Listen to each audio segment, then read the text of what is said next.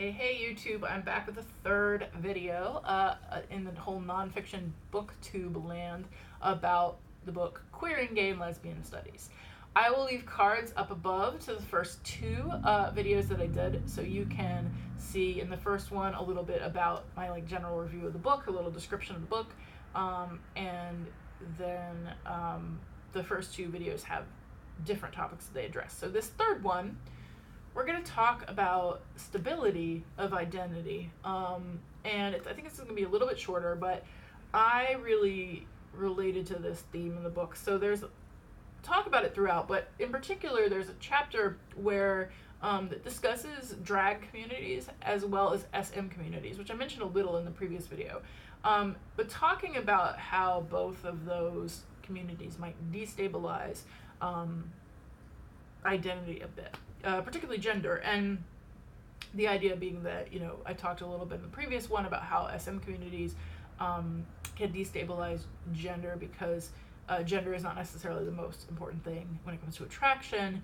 There's some performative nature, given that a lot of folks in that community, not performative in a bad way, but just that folks in that community might be in a particular community space and dress and express and behave very differently than they do in day-to-day life. So it's not necessarily holding the same identity all the time, although it might be, and it might be that one part of the identity is more important than the others, or you might shift it around, and that's understood as normal because things in that community are very focused around activity, behavior, interest in doing stuff with other people rather than labeling a relationship or an identity, which is a generalization, by the way, and I do know that. But and then also there's some discussion in the book about drag and how drag complicates gender, not just in a sense of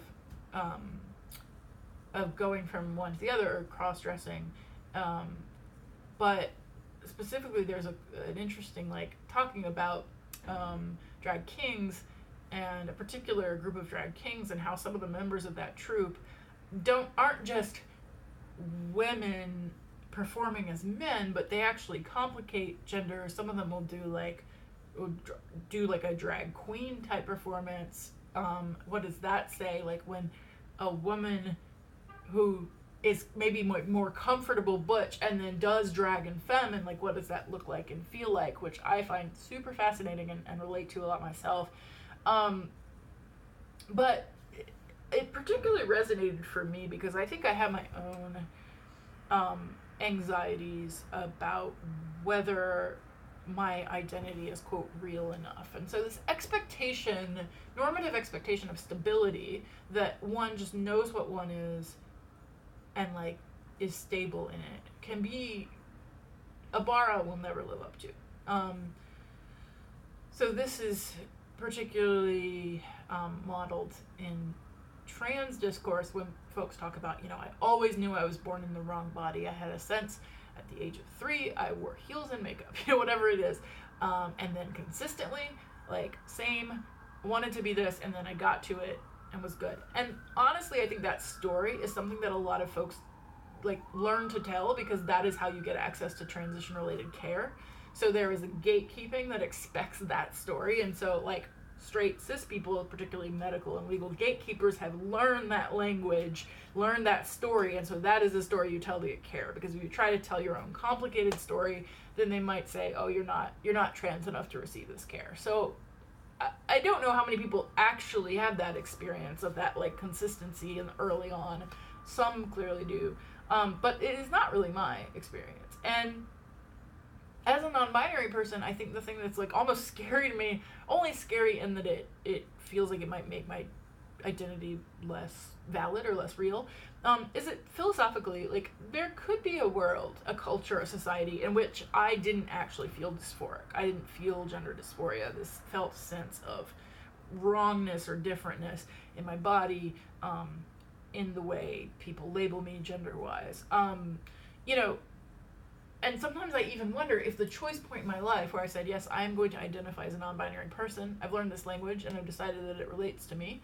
Sometimes I wonder if that choice point, after that choice point, my dysphoria increased. If by identifying a certain way, and this is kind of scary to say because I feel anti-trans people will just take this and run with it if they see it, but did I actually, after saying, yes, I choose to identify this way, did my dysphoria kind of increase with that? Like, did my experience in some way follow the choice? Because that happens, right? Like, things, we can't control everything.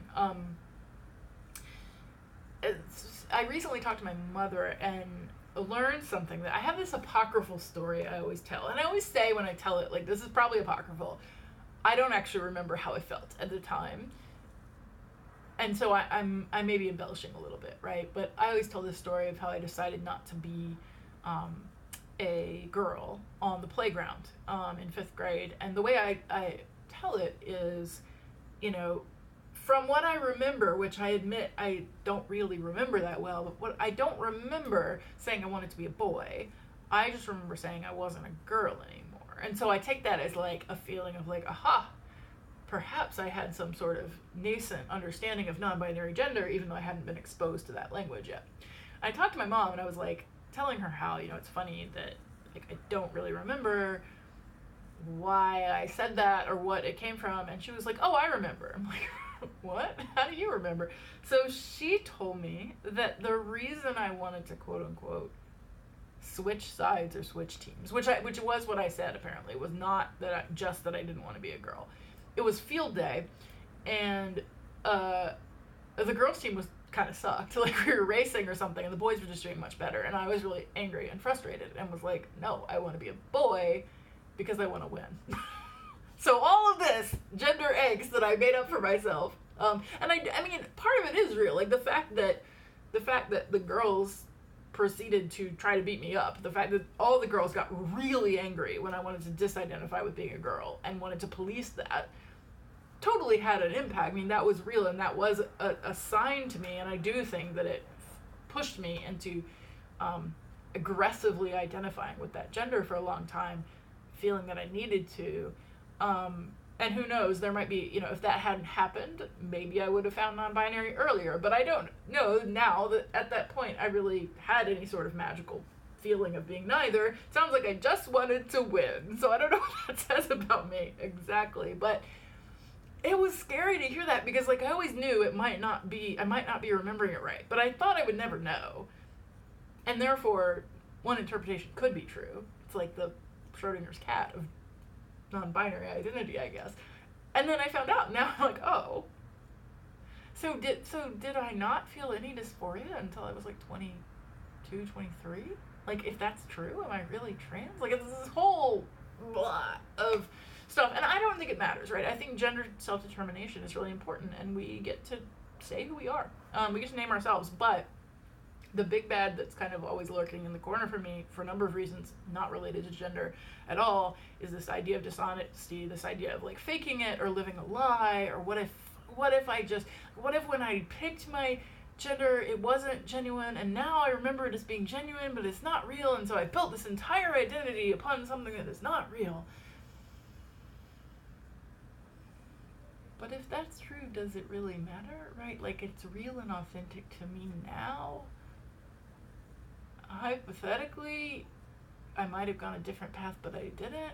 And hypothetically, I might not be non-binary if culture and society were different, but it's not.